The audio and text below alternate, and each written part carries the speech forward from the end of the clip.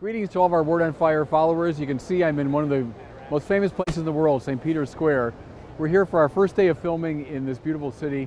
We had a great privilege this morning of getting into the Pauline Chapel. It's rare that people get access to that place. It's inside the Apostolic Palace, and Michelangelo gave us two of his greatest masterpieces, the conversion of Paul and the crucifixion of Peter. So we spent a couple hours in there doing some stand-ups and a lot of photography. That was a great thrill. Later today, we're going to the Church of San Pietro in Vincoli, where the Moses statue of Michelangelo was found. And then tonight, we're getting into the Sistine Chapel for several hours to film, and I'm just delighted, looking forward to that. I've been in the Sistine a couple times, but always with huge crowds. Then, of course, we're moving on tomorrow to the Pietà. So I was just thinking, in a 24-hour period, I'll be going from the Pauline Chapel to the Sistine Chapel to the Pietà. Extraordinary privilege. Later on during the week, we're going up to Assisi to film more about St. Francis, then to Ravenna, a city I've never been to see some of these beautiful mosaics in the Church of San Vitale. Then we're coming back to Rome after a brief stop in Florence to see the David. So it's a great privilege. We hope to share all this now with the world as our series comes out. Please keep praying for us, everybody, and follow us if you could on pivotalplayers.com for more details. Keep praying for us. We pray for you. God bless you.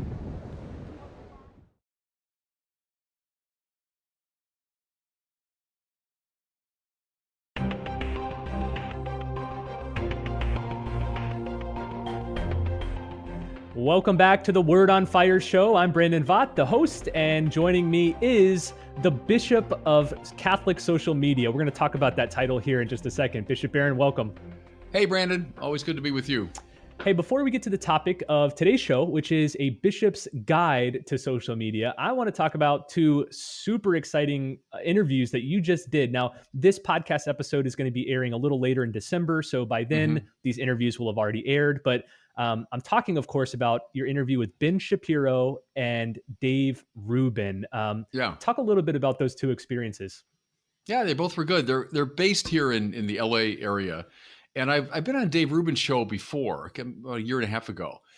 And he's got a very strong presence in social media. It's an interview program that goes out through YouTube and Facebook and various forums. And, it has all kinds of interesting people on. It's been a very lively show.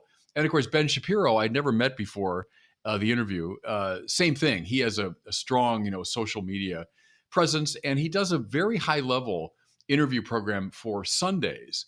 That's often with kind of, cultural figures, but leaning toward religious figures.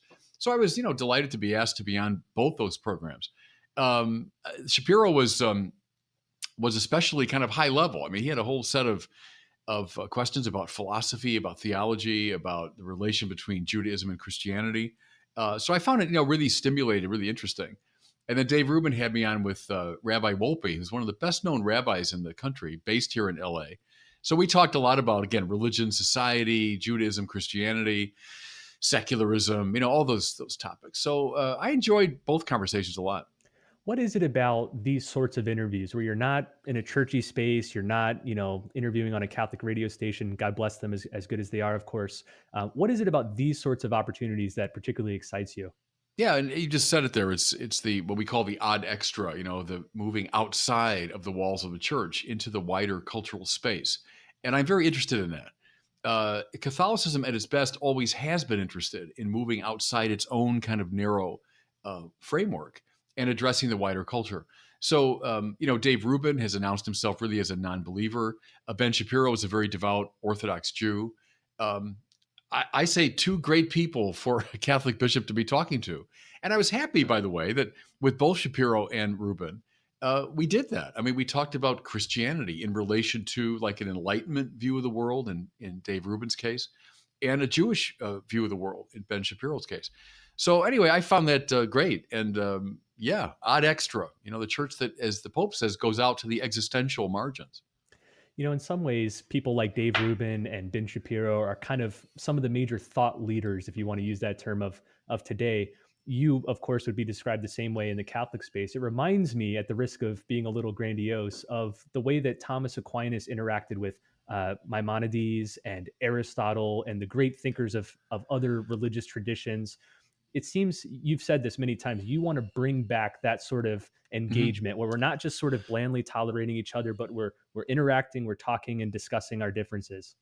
Yeah, and I'm glad you're right. I don't want to compare myself to Thomas Aquinas, who's my great hero, but at least in that measure, that what Thomas did in the Middle Ages, namely to have a really lively, respectful, engaged conversation with a range of voices, Catholic, non-Catholic, Christian, non-Christian, believer, non-believer. So think of Thomas dialoguing with classical paganism, Thomas dialoguing with Judaism, Thomas dialoguing with Islam, Thomas dialoguing with different schools within the Catholic intellectual tradition that he wouldn't necessarily be sympathetic with.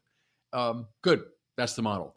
It's neither violence nor bland toleration, but it's a active, respectful engagement through argumentation.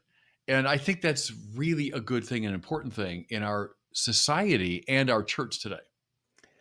Well, the topic of this show is a bishop's guide to social media. And I Hmm. kind of took the title from a Wall Street Journal article, which just ran that profiled you. And that article was titled The Bishop of Catholic Social Media. So, first of all, how'd you feel about that title? Well, it's okay. I never aspired to that. We got into social media years ago when I was a priest of Chicago and I was a teacher at Mundelein Seminary. And we thought, well, let's use this means to get the message out to a wider world. That's it. That's how I started. Now, in that process, I grew up to be rector of the seminary, then eventually bishop. But I didn't really think of putting those two things together. Like, boy, I want to be the bishop of social media. So it just kind of happened that way. But okay, in the measure that that's a space that I inhabit in a sort of missionary spirit. I think bishops are evangelizers. I mean, I go back to the early church. Um, Not so much bureaucrats, and again, nothing against bureaucracy, we need it, and not so much administrators, nothing against that, we need that too. But I think bishops in the early church were proclaimers of the gospel. And so, is it appropriate that a bishop be in this social media space to announce the gospel? Yeah, yeah. So I'm not, bishop of it in some sort of supervisory way, but part of it and involved in it. Yeah, I'll claim that. That's okay. I still think for many people, it's strange seeing those words juxtaposed, bishop and social media. I know when I first started getting into this space, I wrote my first book, The Church and New Media, which you Hmm. contributed to.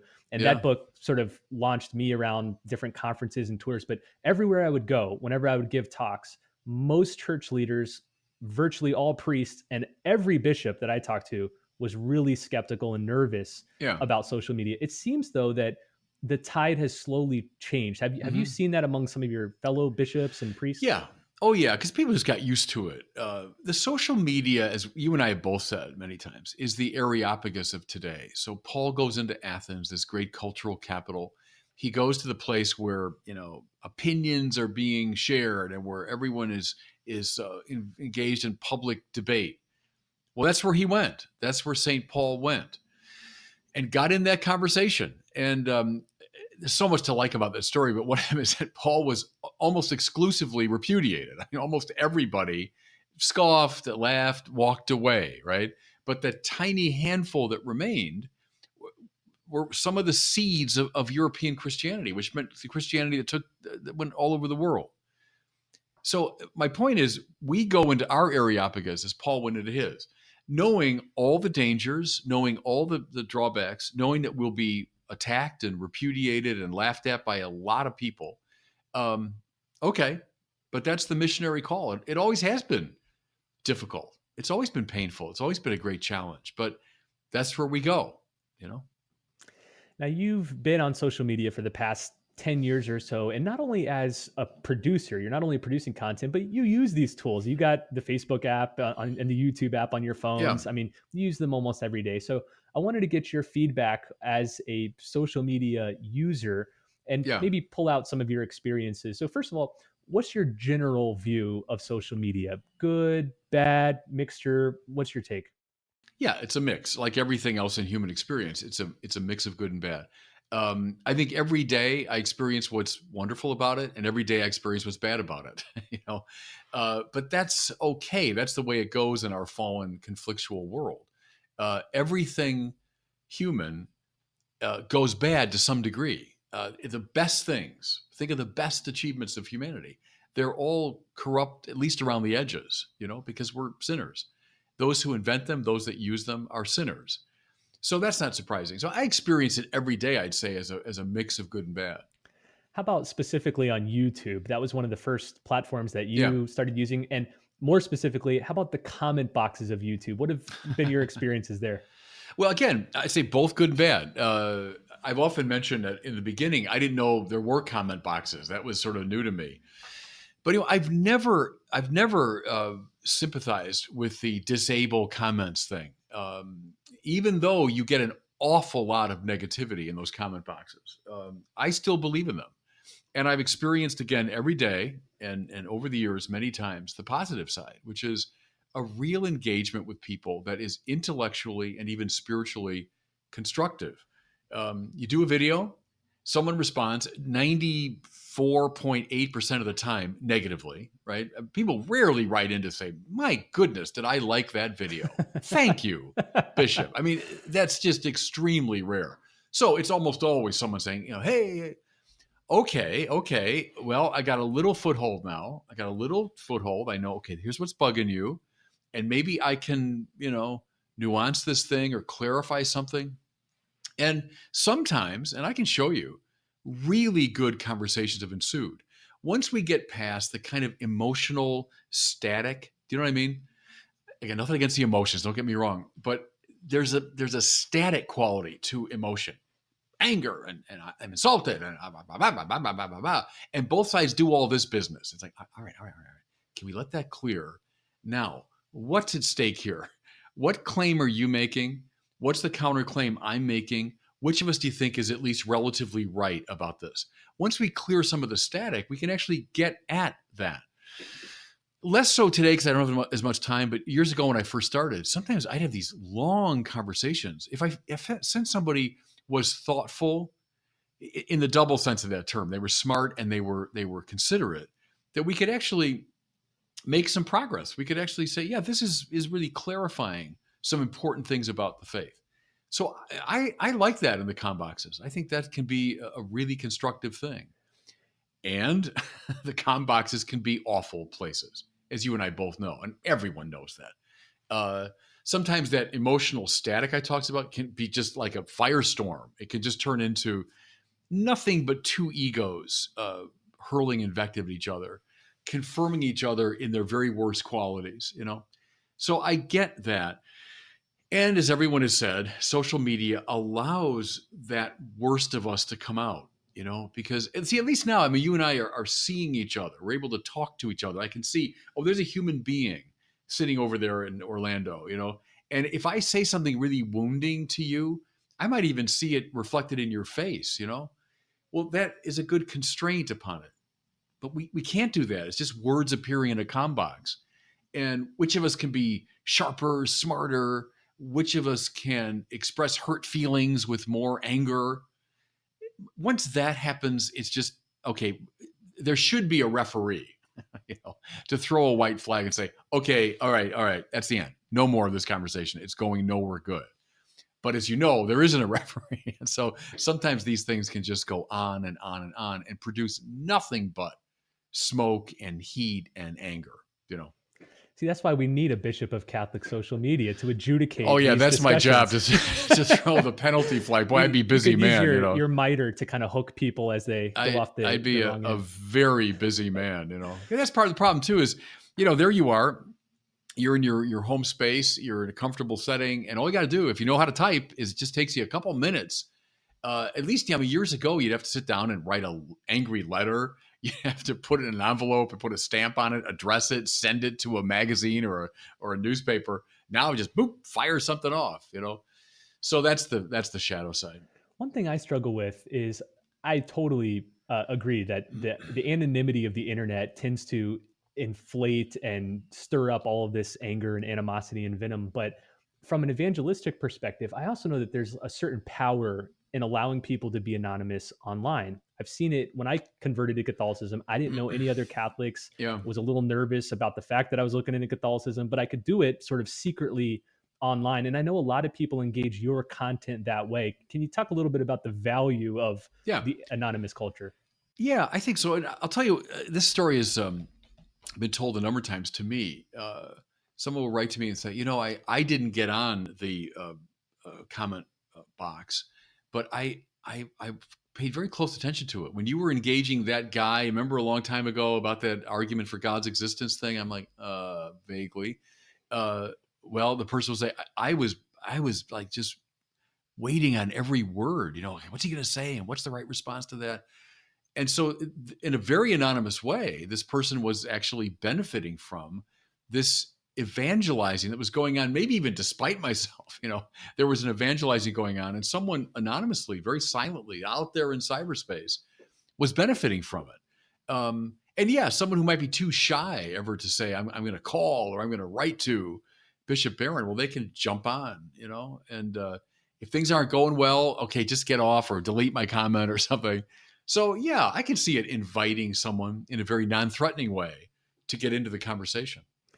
Well, as I mentioned, you've had several conversations with people over the years. You're not just pumping out videos and articles, you're using the social dimension of social media as well. Maybe you can give advice to some of the Catholics listening who maybe are on Facebook, they're trying to evangelize friends and family. I guess two questions I'd be interested to know is number one, how do you identify which conversations are worth pursuing? There's 100 comment threads. How do we know which one to pick? And then number two, how do you determine when it's time to bow out? How do you know when this isn't really going anywhere? It's when the emotional storm is broken out and the emotional rain is just falling. Then it's time to get out, because then we're not getting anywhere. We're not getting a truth. And I think you can sort of sniff out, you can determine as you look through a number of things, oh yeah, there's actually an argument being made there. That's why training in logic, Brandon. I know it sounds kind of arcane, but training in logic is really helpful. What are the logical moves being made? What are the logical fallacies? We talked about that. Was it last time we were together? But that's very interesting. What are the logical fallacies that are being employed here? But I think if you can sniff out an argument, you can sniff out a bit of goodwill, fine, get involved in that conversation. When the emotional rain starts falling and it's just a sharing of anger, a venting of spleens, then it's time to get out of that conversation. When you're feeling and I felt that I'm getting stirred up in this sort of anti-personal way. Like I'm against this guy. This guy is getting on my nerves. It's time to get out, because now you're harming rather than illuminating. And that does take a lot of spiritual and psychological discipline to be able to do that. And a bit of advice I've given others, I give myself too, is remember, behind those words is a person. And the words they appear so baldly on the screen. They can be obscene, they can be hate-filled, they can be venomous. But okay, somewhere out there in cyberspace is someone who wrote those words. And try to imagine that person, and that might curtail your desire to hey, just get back and let me show you I'm cleverer than you are. And, remember there's a person out there. And then I'd say shut the thing down when it's just an emotional rain falling. I know one thing that worries a lot of people on social media, especially Catholics, is the tendency of many of these tools to develop into just sort of an echo chamber. And I think it's kind of built into the tools themselves, because like the Facebook newsfeed will cater the stuff you see based around the stuff you already like and the stuff that you already share. So it's kind of like a self-fulfilling. It's the shadow side of all that. Yeah. It's funny. How do we get out of that? Well, I'm not sure how we get out of it. But let me just last night, I happened to stumble on PBS, a program on Bob Hope.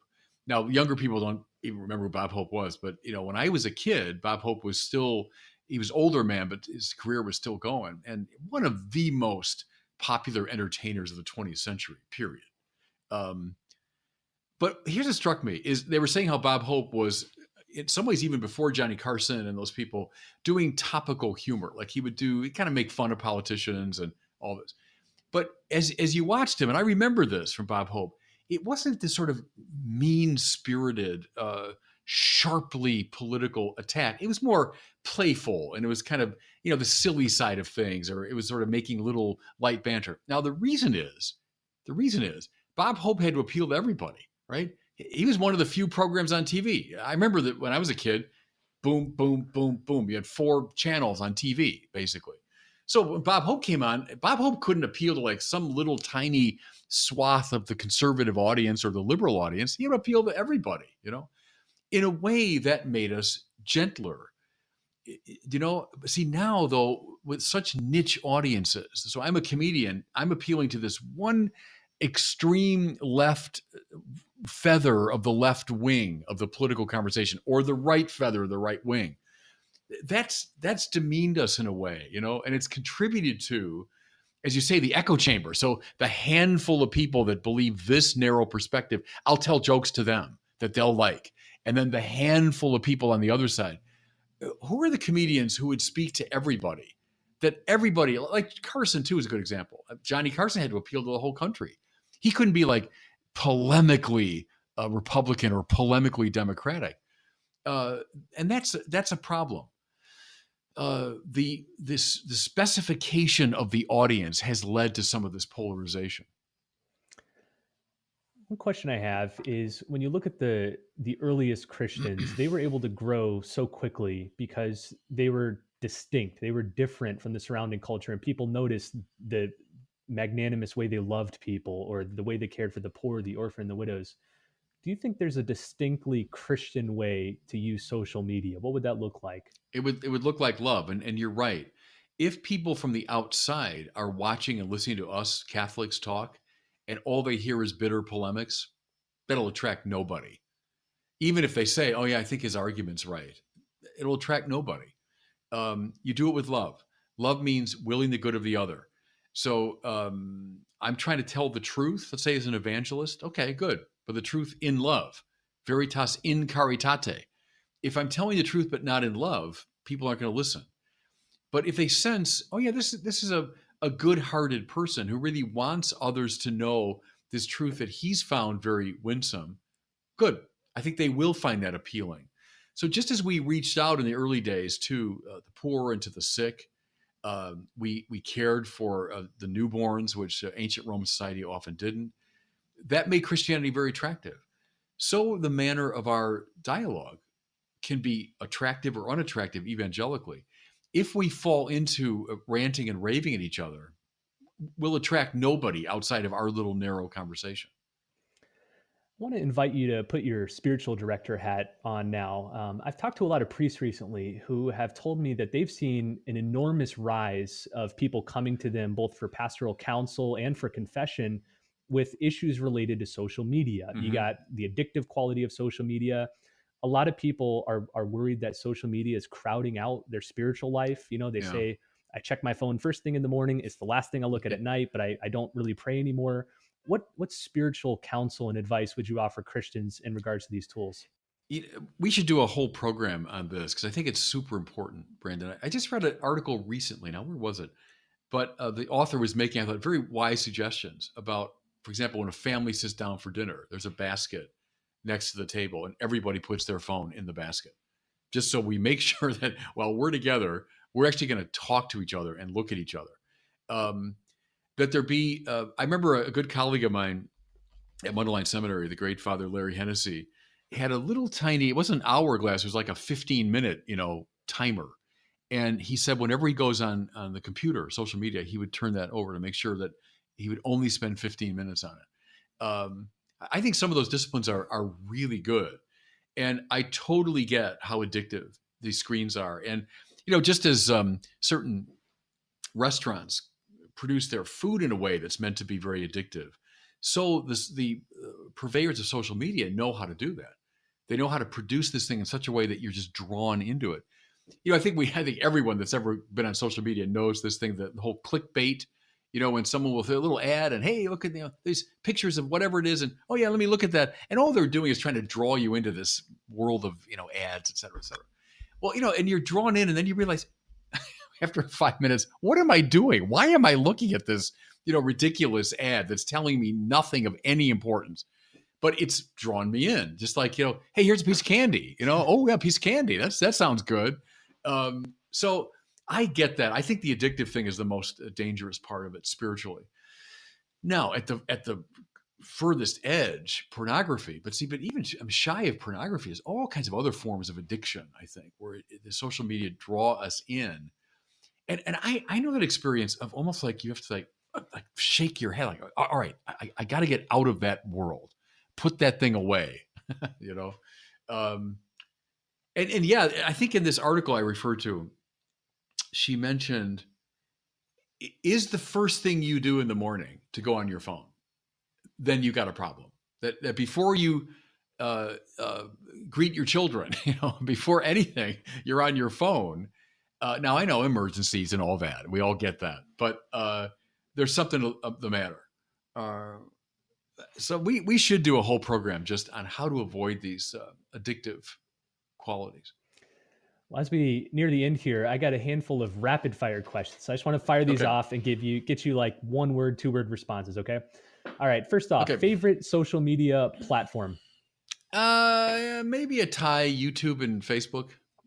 Do you use social media more on your computer or your phone? Probably phone.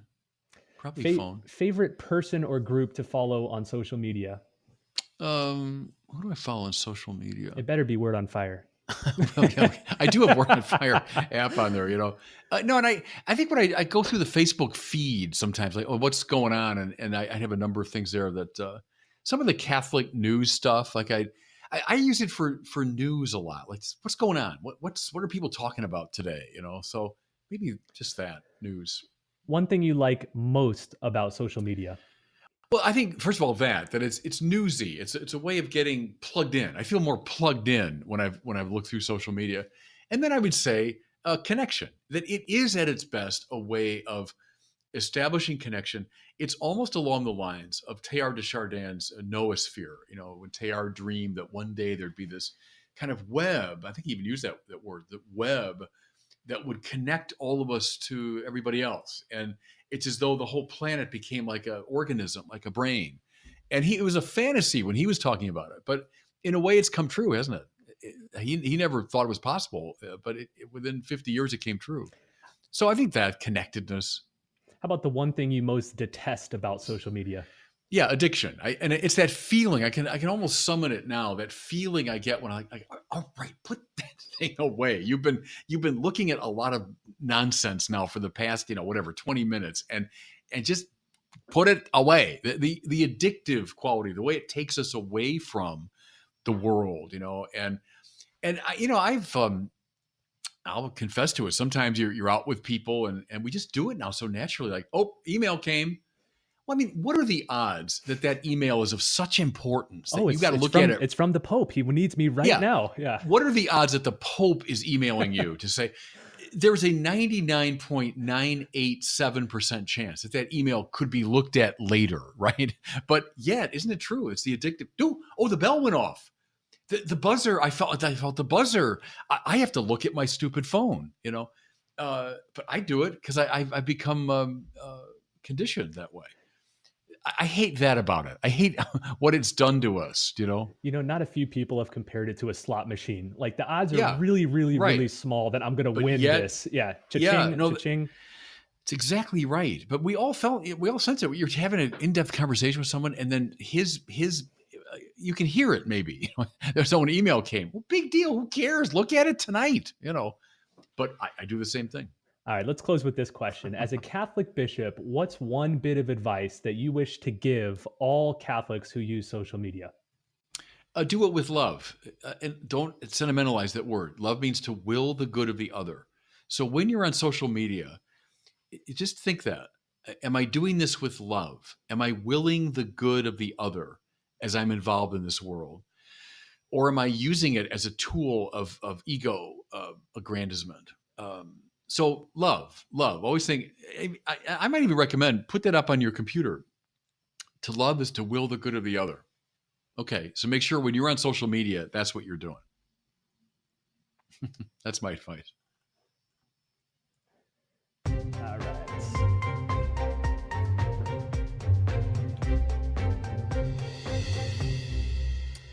Well, that sound means it is time for our question from one of our listeners. If you have a question, just go to askbishopbarron.com, record your question on any device. We'd love to hear it.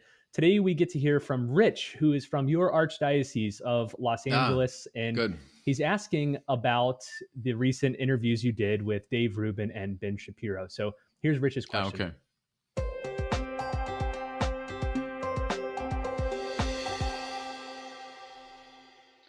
Hey, Bishop Barron. This is Rich from Los Angeles. My question is this. Now that you've been on the Rubin Report and Ben Shapiro's Sunday Special, does that mean you're a card-carrying member of the intellectual dark web? And when are you and Jordan Peterson going to sit down for a couple hours and solve all the world's problems? Thanks for all the awesome work you do, and I hope you keep it up. Yeah, thank you for that. Yeah, the intellectual dark web, I'm a little foggy on the exact meaning of it. I think it means this little coterie of people who have really made a splash through the internet, a little bit outside of the mainstream sort of vehicles of communication. And you mentioned, Jordan Peterson and Ben Shapiro, Joe Rogan's another one, I think, who have these podcast shows that have proven to be massively popular. And even like a format of a 2-hour or 3-hour conversation, right? And they often represent viewpoints that might not make their way into the mainstream world. So I guess that's what you mean by the intellectual dark web. And, Jordan Peterson, someone that I've written about, I admire in many ways, have questions about him as well. And Rubin and Shapiro, I've been on Rubin's show a couple times, Shapiro now once. Not that I don't know them well enough to say I really agree or disagree with all their points of view.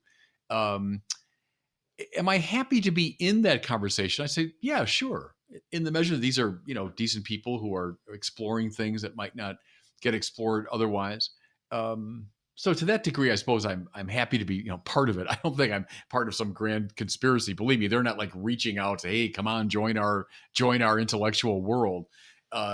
They've reached out to invite me to be on the program. So, I'm in the spirit of Paul and the Areopagus. The church should go where people are talking in the culture. They should go where opinions are being shared and lively thought is on display. So that's where I've decided to join that universe.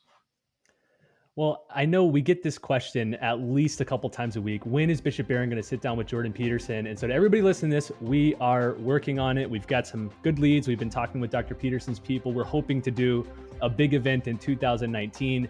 Stay tuned to the podcast. We'll give you all the details as things develop, but please just know that it's in the cards. We're definitely working on it soon.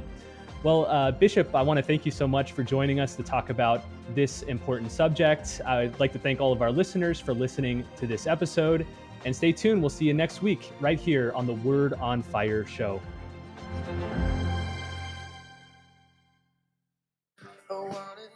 Hello, and welcome everyone to this exciting fishbowl. I'm Doug Anter, and I'm with Amazon Web Services. I've been with the company about 4 years, and I handle analyst relations for certain slices of AWS. I'm happy to moderate this discussion with Bishop Robert Barron. He's the #1 best-selling author, is the founder of Word on Fire Catholic Ministries. In his day job, he's the auxiliary bishop of the Diocese of Los Angeles. He's also the host of Catholicism, which is an award-winning documentary about the Catholic faith. With more than 30 million YouTube viewings and 1.5 million Facebook fans, he is the second most followed Catholic official on social media, behind only the Pope. Bishop Barron is also a religion correspondent for NBC and has appeared on Fox News, CNN, and EWTN. Bishop Barron is here today to share his insight on his latest book, Arguing Religion: A Bishop Speaks at Facebook and Google, helping those committed to dialoguing do so in a productive and fruitful way. Please help me give me a warm Amazonian welcome to Bishop Robert Barron, who the Wall Street Journal calls the Bishop of Catholic Social Media.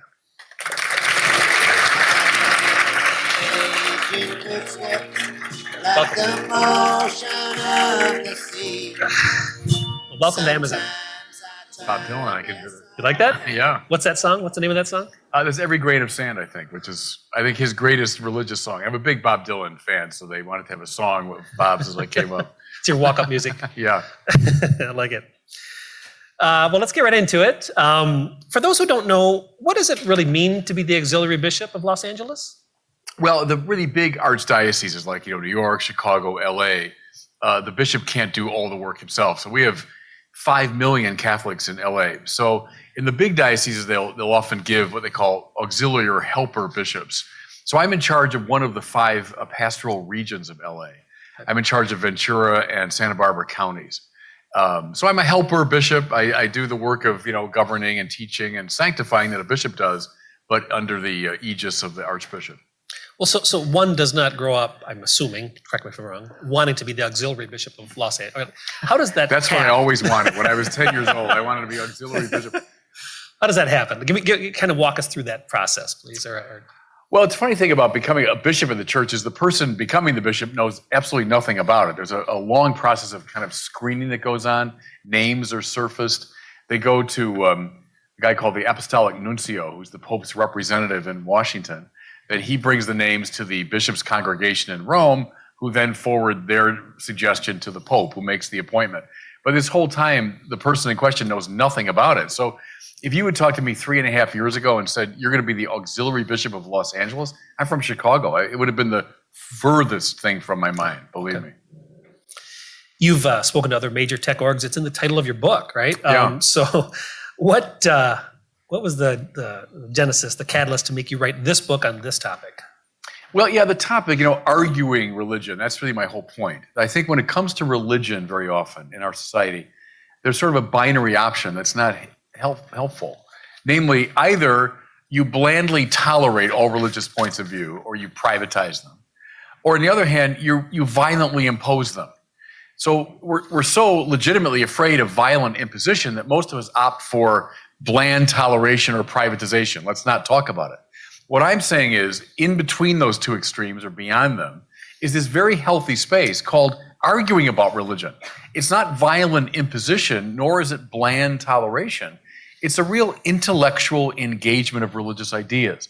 And see, I've done a lot of work for the past about 20 years in social media. So doing videos and so on about the faith and then hearing from people. And I know that folks are very interested in religion, but very few of them, I would say, know how to argue about it. They know how to shout about it. They know how to express their strong feelings about it, but very few know how to argue. And I think that's the space we ought to move into. It's a much healthier space than either bland toleration or imposition. Well, let's talk about that word argue, right?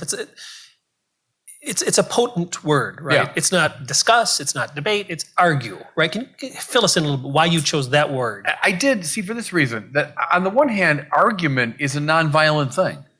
If you're willing to argue with someone, make an intellectual case, it means you're not trying to impose, you're not trying to throw them in prison, you're not trying to use the secular arm to discipline them. You're saying, no, I want to engage you. There's something nonviolent about it.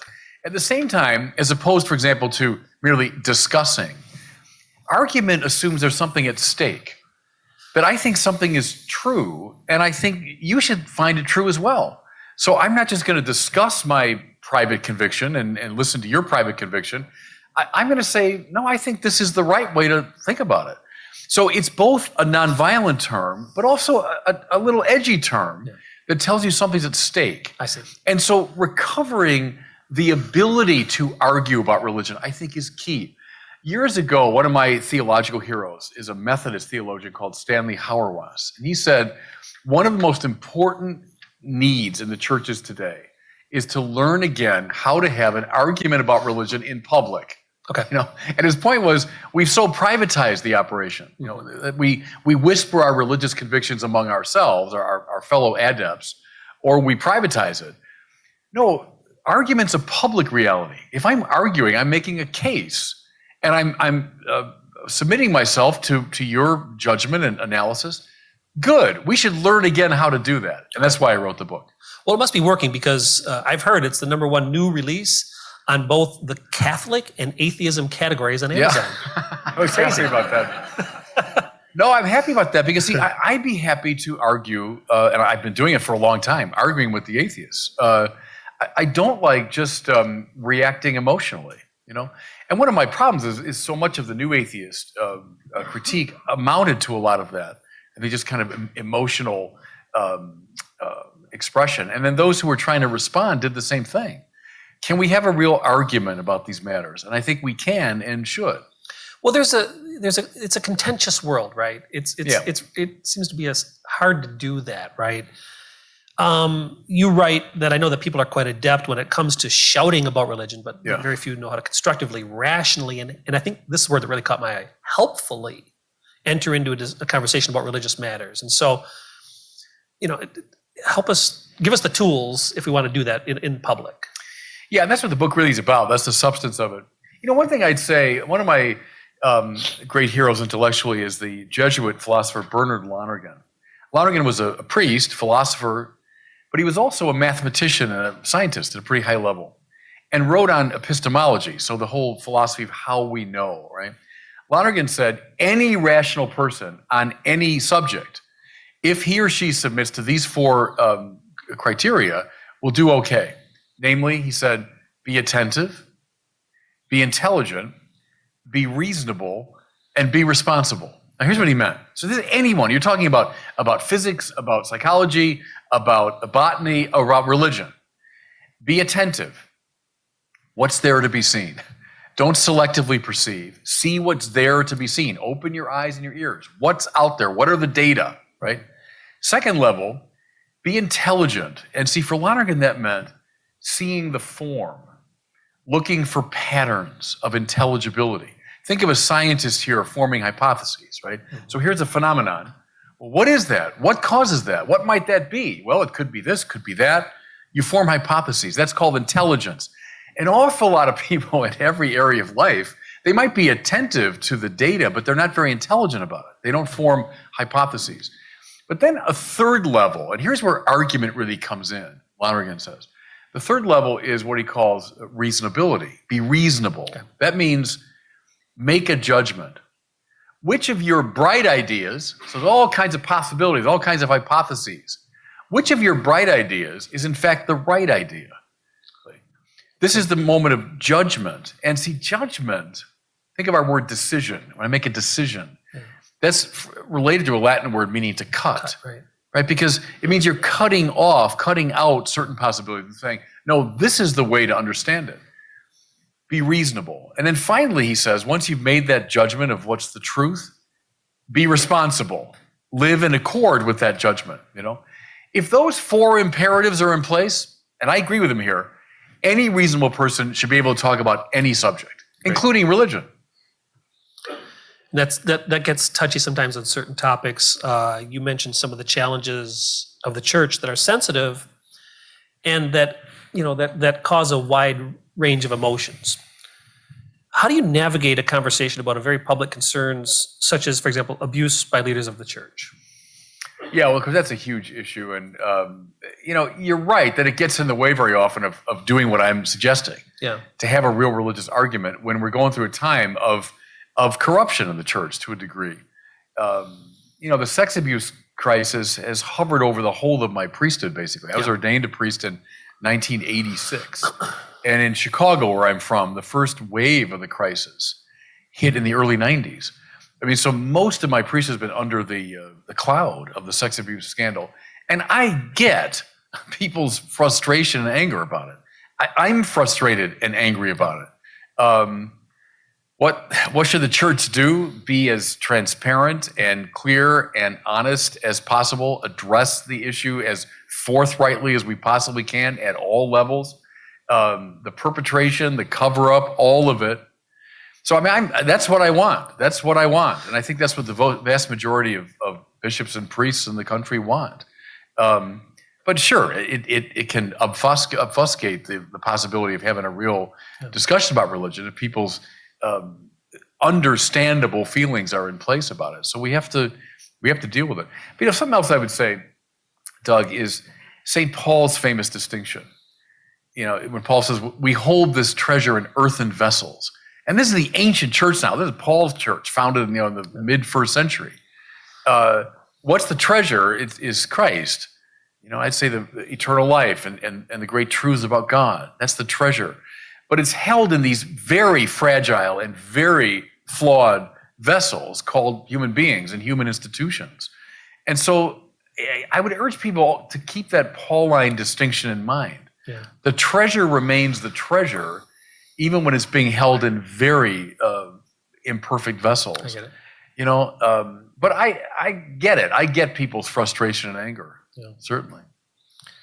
You mentioned that faith and reason are not opposed. Can you help us, if you'll pardon this expression, unpack that? How can we benefit from that statement?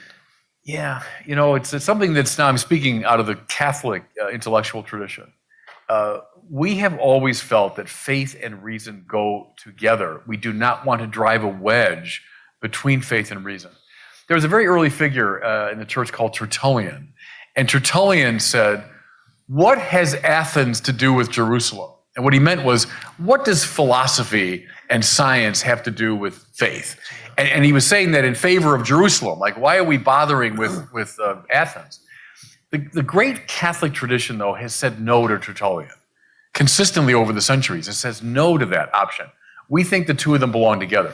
And here's the reason why. Go back to page 1 of John's Gospel. Right? In the beginning was the Word, and the Word was with God, and the Word was God, and the Word became flesh and dwelt among us. Right? The prologue of John's Gospel. Well, the word there, logos in Greek, in the beginning was the logos. That means God's mind. That means the mind by which the world is made, which is the ground of the intelligibility of the world. So think of every single science is predicated upon the assumption that the world is fundamentally intelligible. It has certain patterns of meaning, right? If I'm a psychologist or a biologist or a chemist or a physicist, I have to operate on the finely mystical assumption that the world I'm going to meet is an intelligible world. See, I would argue that comes from the Christian matrix out of which the universities in the West emerged. Okay. This conviction that the world, in fact, is made through the logos. Now, here's my point. How could faith and reason be opposed? If you're talking about Christian faith, at the heart of it is the incarnation of God's logos. Then how could you possibly be opposed to any of the logoi, any of the smaller logoses that you see in chemistry, physics, biology, astronomy, etc.? And so that's the ground for the claim that the two of them belong together. I'm opposed to fundamentalism.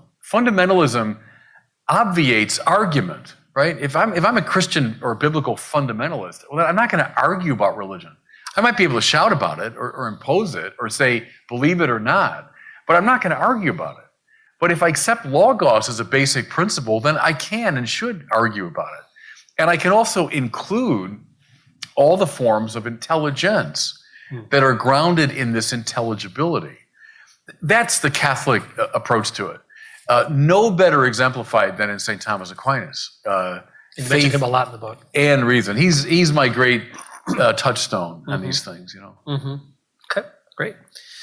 I'm going to shift gears a little bit here. In the book, you mentioned a statistic that the rising generation is by far the least religious in American history. Yeah. Both non-religious and non-spiritual. And I saw that there's a 2015 Pew survey concluding that Catholicism is losing members faster than any other denomination. Some use that as a banner to say it's hopeless to argue for religion and that sort of thing. So how can you help us understand that? Yeah, no, it's the moment to argue for religion. It's the clarion call to make better religious arguments. I think what you're citing there, the Pew survey, but also Jean Twenge's book called iGen. I don't know if you've read that. It's a good sociological study of the rising generation. So people like, I think 16 through, or like 12 through, 28. And iGen because of iPhone, iPad, and people that have grown up, with the technology. And she looks at that phenomenon from a lot of different angles, very interesting. But she has a chapter on religion in which she says just that.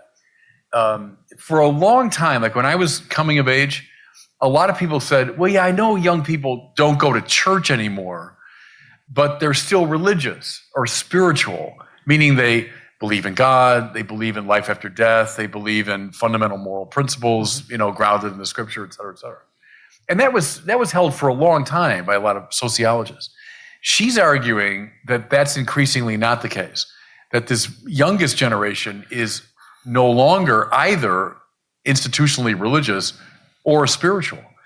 And see, that makes sense to me in light of the cut flowers theory, that old theory that if you cut flowers from the ground and you put them in a vase, right, they'll be okay for a while. They'll look fine for a while. But in pretty short compass, those flowers are going to fade because they're cut off from their proper root. And I think that is going to happen. I mean, these great beliefs in God and immortality and certain fundamental moral principles, if cut off from their religious source, are going to fade away. And I think we're seeing that. Therefore, it's the moment to make religious arguments, especially to young people. Yeah. The other thing, too, this is kind of autobiographical, since the Vatican Council, so in the Catholic Church back in the early 60s, there was this great Vatican Council that initiated lots of changes, and most of them I think were really good. But one of the effect, not the effect of the council itself, but something that happened in the wake of the council was a dumbing down of Catholicism. As I was insinuating a few minutes ago, we are a very smart tradition. You know, one of the marks of Catholicism is that it thinks deeply about the faith, and figures as diverse as, you know, Irenaeus and Origen and Augustine and Abelard and Thomas Aquinas and, you know, John Henry Newman witnessed to that.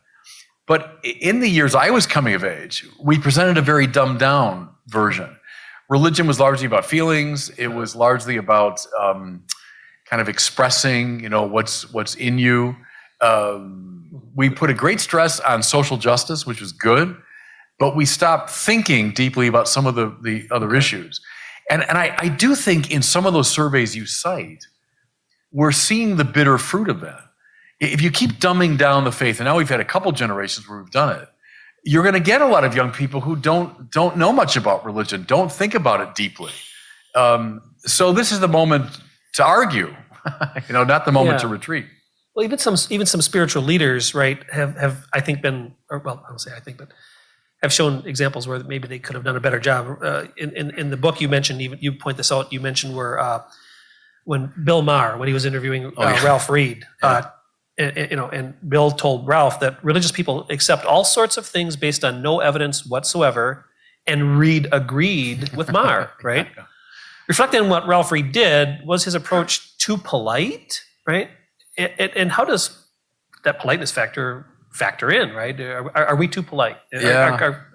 Are people of faith too polite? No, that scene you mentioned, I do discuss in the book, because it's a bit of a guilty pleasure for me. I do watch Bill Maher's, you know, real time. He's one of the fiercest critics of religion on the scene, but I find him entertaining, you know, and I watch his show. So this night, Ralph Reed, you know, the political commentator, was on, but he's also an evangelical Christian. Yes. And that was exactly the exchange. I'm watching it, you know, and I have the remote in my hand. And Bill said, well, you're a man of faith, which means you accept a lot of, I think he said, a lot of nonsense based on no evidence. You know? And Ralph Reed said, yes.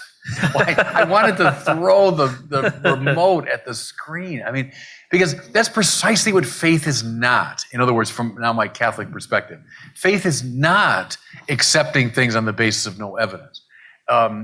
As I was just arguing, it's not opposed to reason. It's not infra-rational, right?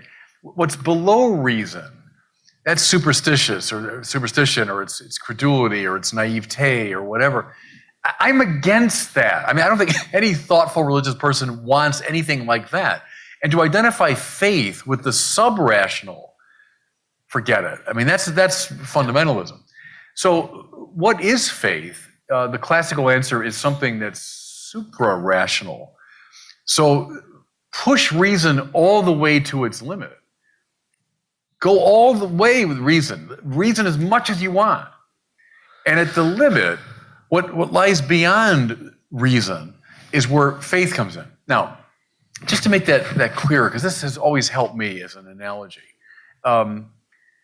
this obtains in many areas of life, perhaps most clearly when coming to know a person, right? So, I mean, I met you for the first time today, right? But knowing we're going to have this conversation, I had, you know, looked you up, Googled you, and found out a bit about your background, and I talked to other people who knew something about you, and I did a little bit of research using my reason. Was it all good? It was all good. It was all good, okay. But using my reason to know something about you, right? Now, today, for the first time, I meet you in person, and I'm taking in more information about you and getting a clearer idea of you, seeing how it coheres with what I've already learned, et cetera, et cetera. Now, let's push this forward. Let's say you and I continue this relationship. You and I become good friends, and now it's even 2 years from now, And I continue to use my mind to understand you as a person, right?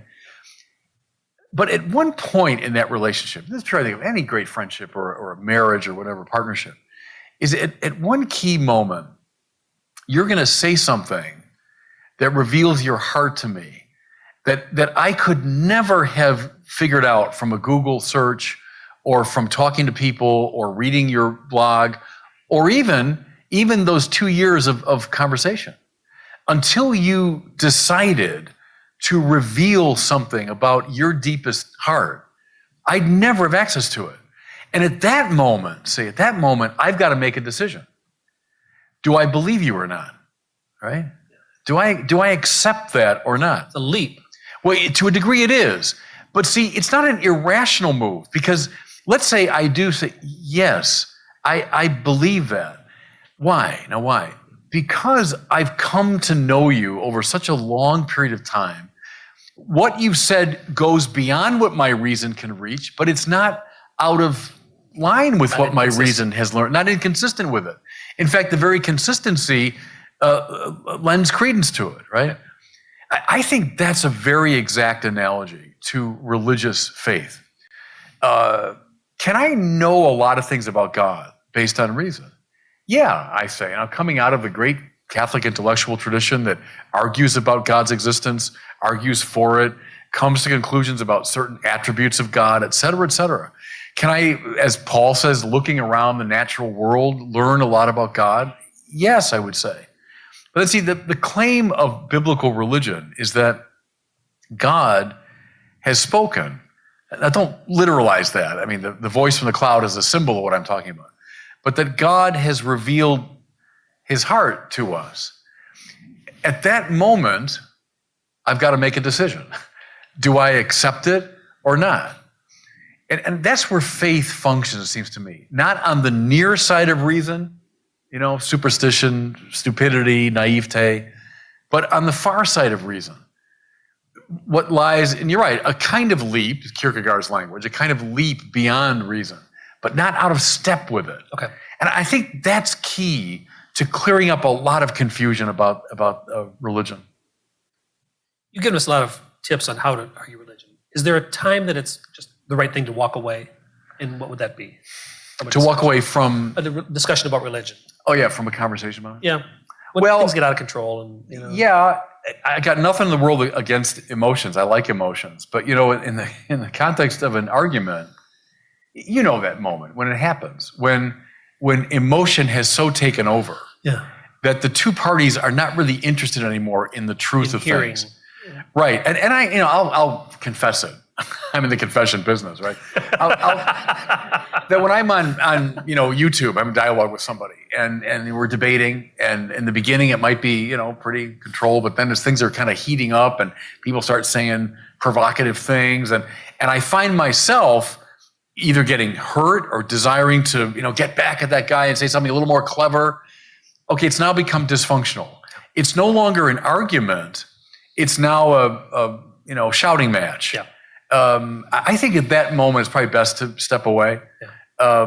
And sadly, 95% of our comm boxes, especially, trust me, when it comes to religion, if that's the topic you've chosen, 95% of the time, that's what happens.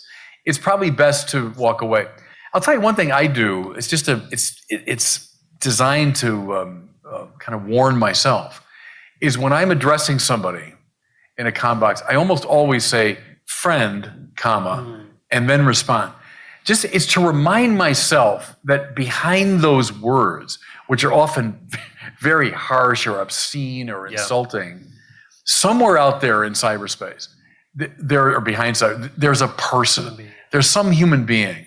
And so it signals to my own brain, okay, I'm dealing with a person here, not just, an abstraction. So that's a good caution. But I think once that thing starts, it's probably best to step away. I agree. You've used pop culture concepts. You review movies that are current, right? That's one of the things that caught my attention about you. I didn't even know about you till about a year ago, and that caught my attention. Yeah. You did Lord of the Rings. You used a Lord of the Rings example, to make your points, and I think to draw people in. How effective has this whole pop culture approach been for you? Impactful to people who follow you. Yeah, when I started doing YouTube, I think it began in 2006. So I think in 2007 I started. I just heard about YouTube, and there was this new thing, and you put your own videos up, and people had like my cat jumps off the roof, and it would have 1 million views, and I thought, well, that's interesting. I wonder if we could do something about religion, So my conviction was, don't start with religion, though. Start with the culture. So the very first one I did was Scorsese's movie, The Departed, I had just seen. And I thought, let's reflect a bit on the role of evil, because like Nicholson's character, remember, he's kind of like a devil character, and then the way he influences. So I just sort of took that as a starting point and did it.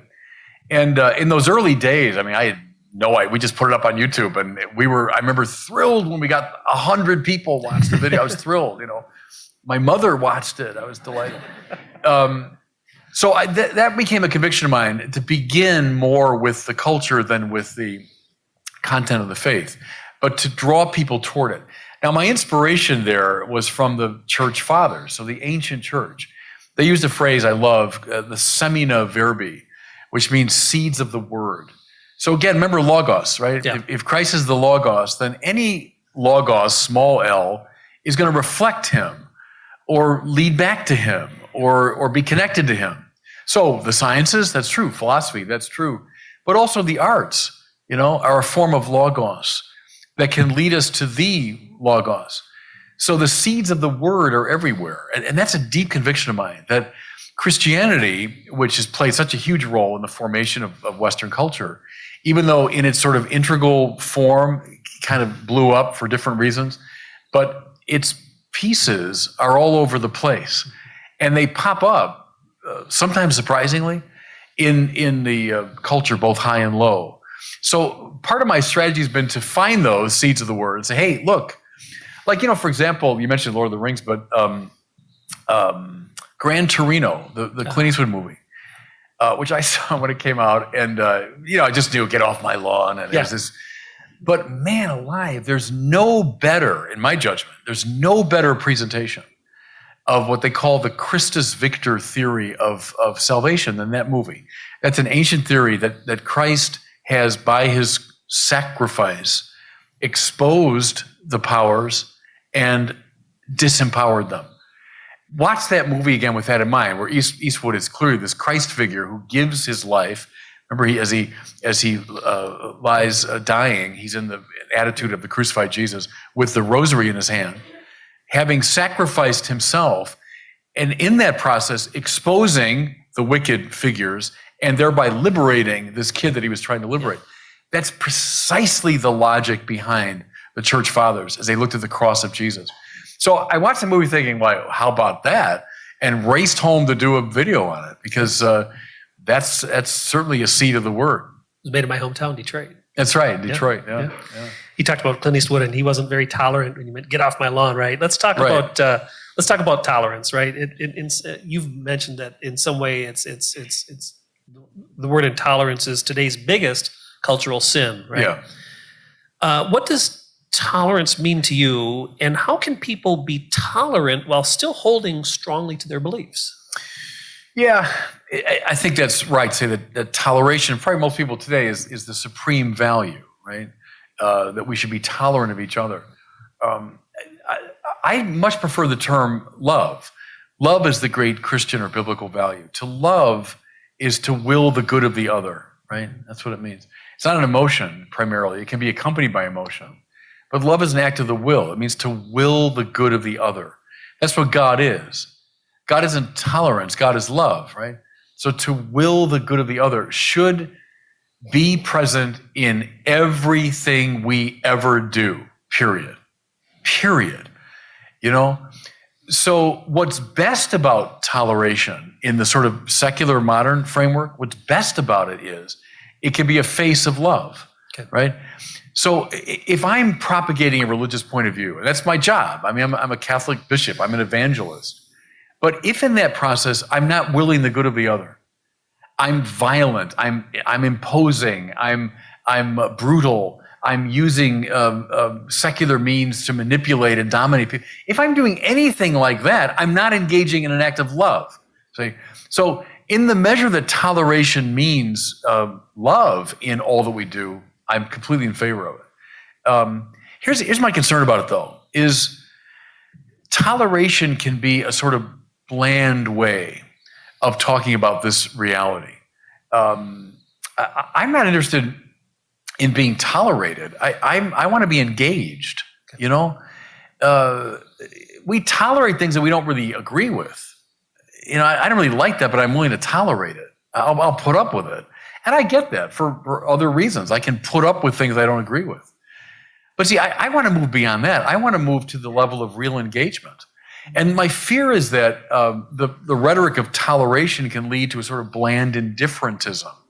Let's just tolerate each other. I know you got your point of view. I got my point of view. We mutually tolerate, and that's the end of it. And I would say, no, that's the beginning in some ways. That's the beginning of it. Yeah, I would say we should love each other in all things, without exception.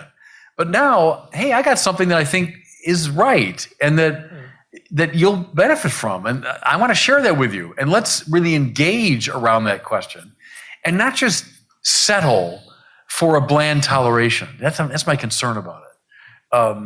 In that way, it's the enemy of argument. That's what I'm saying. In that way, it's the enemy of argument. It doesn't allow us to rise to the level of a real argument. You've equated our minds in the context of seeking God as more like a stomach than a box that needs to be filled. Can you discuss what you mean by that? Yeah, that's again Lonergan, whom I mentioned.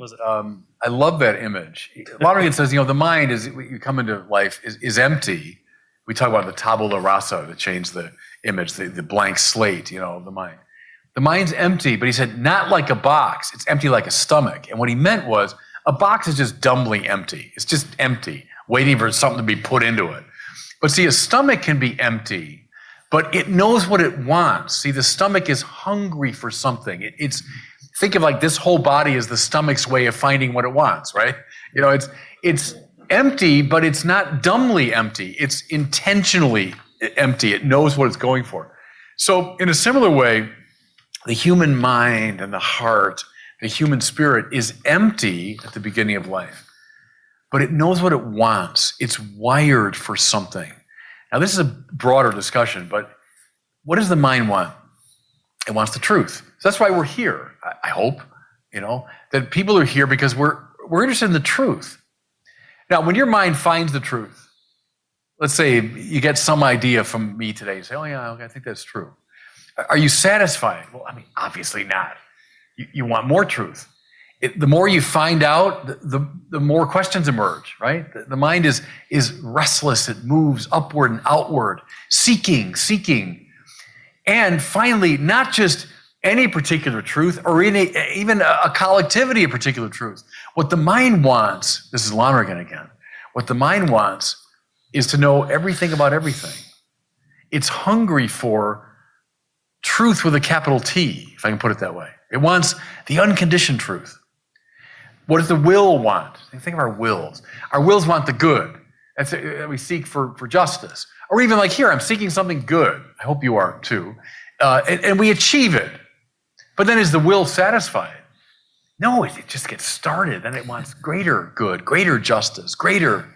And on it goes, seeking. Think of all the great figures, moral figures, Because what does the will finally want? It's hungry for the good itself, the unconditioned good. See, well, I would say that's precisely what the Catholic intellectual tradition means by God. God is not one more true thing. Like there's you and me, and there's Amazon headquarters, and there's God, and there's, God isn't one being among many, but God is the truth itself. God isn't one more good thing among good things. God is goodness itself. God is the lure of the human spirit, right? So that's why it's so important that our spirits are empty, but like stomachs, they know what they want. And that's, this talk for another day, but my concern about ideological secularism is how it shuts us down. Charles Taylor, the great philosopher, talks about the buffered self. That's the self that's put like into a little container and it's buffered from any contact with the transcendent. And I'm speaking now out of the Catholic tradition to say that does great damage to us. I think when we close ourselves into just the narrow world that we can take in with our senses and measure with our scientific instruments, we're closing ourselves down when in fact the mind and will want to go upward, upward, outward, outward. See, that's, I think, a very important route of access to what we mean by God and why religion really matters. Interesting. You write, we are wired for God, but that we hook our longing for the infinite good onto some finite object that can never satisfy that longing. Things like wealth, power, pleasure, and honor. Those are 4 things come up in your book quite a bit. Today's American culture seems to be focused on material things. How does one argue that happiness is rather a function of giving oneself away rather than filling oneself up? You're not far from the kingdom of heaven, as the Lord said. I mean, because that principle there, that's the heart of it, it seems to me. The first observation there about this infinite longing, right, that we all have. The fundamental spiritual problem that human beings have is that we frustrate that longing by orienting it to something finite. See, that's exactly the problem when you say, I know I'm unhappy. And I don't mean this as a psychological judgment. It's a metaphysical statement. Everyone in this room is unhappy right now. Am I right? And what I mean by that, I don't mean you're psychologically depressed. What I mean is you're not utterly satisfied. A dog can be. I watch the dogs on the beach in Santa Barbara when I go for a walk down there, and it's wonderful to be a dog. They have enough to eat, and they're ecstatically leaping after a ball, and they're running into the water. Terrific. That's wonderful. But we're not like that because we're ordered toward an unconditioned truth and goodness. And so when we hook it onto something less than that, so we say, okay, I'm unhappy. The way to get happy is I just have enough money. I'll be happy. Yep. Does that sound familiar? I mean, we're all sinners in this room. I just get enough pleasure, I'll be happy. I'll just get enough honor, I'll be happy. Just give me enough power, I'll be happy. And those are the big 4 from Thomas Aquinas. Wealth, power, pleasure, and honor. He says are the 4 things we seek, right? So what happens, and it's a form of addiction, because anyone that knows about addiction understands this. When I hook my infinite desire onto a finite object, I almost overnight become addicted to it. Because I get it, I get a little buzz, but then the buzz wears off, doesn't it? Yeah. I made my first million by 30 or whatever, and that buzz wears off. And so now I'm after more and more and more. Same with pleasure. Talk about the addictions to alcohol and to drugs and pornography in our culture. If I just get enough pleasure, I'll be happy. And I am for a short time, but then it wears off. And so now I need more and more and more of it. That's the way the Bible and the church fathers and the great spiritual masters have diagnosed our basic problem, is we hook our desire for God onto something less than God, and it makes us addicted and unhappy. Now, your last point, which is that's the key. Okay, God is the supreme good or supreme truth that will make me happy. Okay, but who is God? God is love, we find out from the scripture. That means God is willing the good of the other. So how do you get God in you? Not by taking things in. If I just get enough of this, I'll be happy. But rather by giving away. Yeah. There's the high paradox. It's like the paradoxes of physics. But this high spiritual paradox that I will become happy precisely in the measure that I give away. Right? I give away, and then the grace increases. What did Jesus say? Increasing 30, 60, and 100-fold. That means you've hooked on to this spiritual source. Remember, he says to the woman at the well, you come here every day and you drink and you get thirsty again, don't you? See, that's every one of us in this room. The well is wealth, pleasure, honor, power. And we come and we drink, but we get thirsty. Jesus says, I want to give you water welling up in you to eternal life. What does he want to give her? Grace.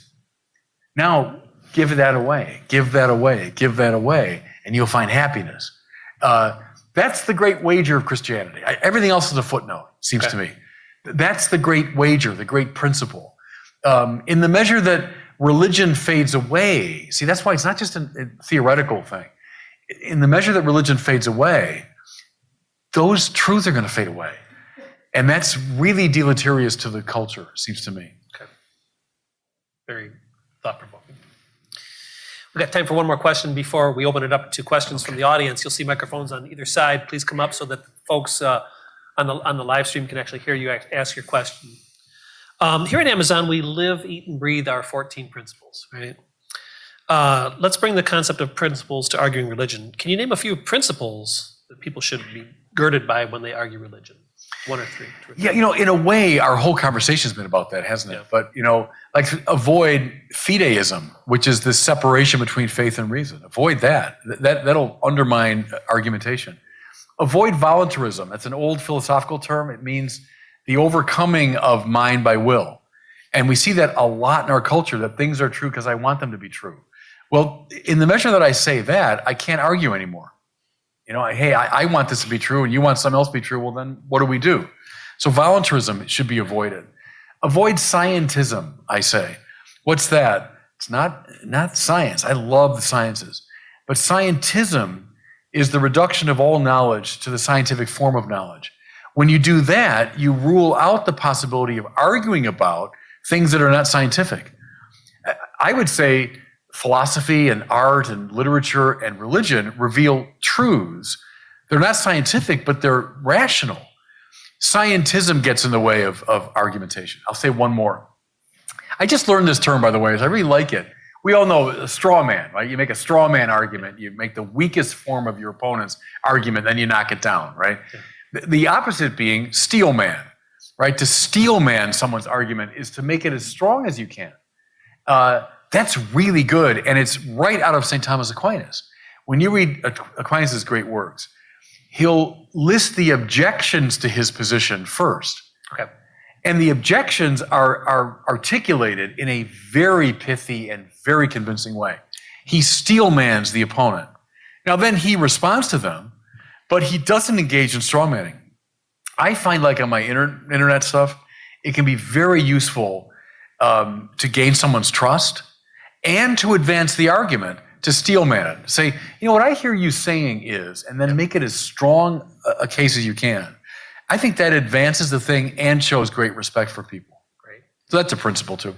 I think people's guards go down when you feel you've heard them. That's right. Yeah. Right.